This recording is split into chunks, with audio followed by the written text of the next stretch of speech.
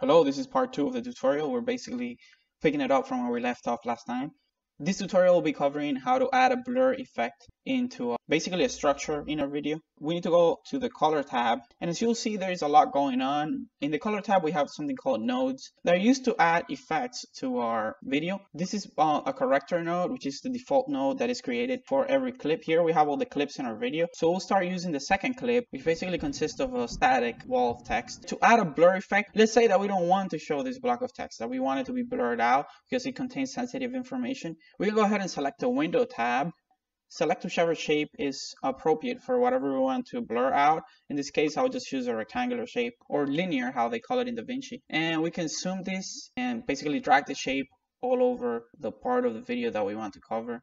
Once we have the window set up, we can add any specific effect to the window. So we can go ahead and add a blur effect. Lowering the radius property would increase the sharpness of the image. And since what we want to do is blur the image, we would need to increase the radius property. Between 85 and 90 will be okay. And as you can see, the text is blurred out. And now if we go ahead and exit full screen mode and we go back to the timeline, if we start playing from the end of the first clip, we'll see that as soon as it transitions into the second clip, the wall of text will be blurred out, which is the outcome that we were expecting. That's all for this part of the tutorial.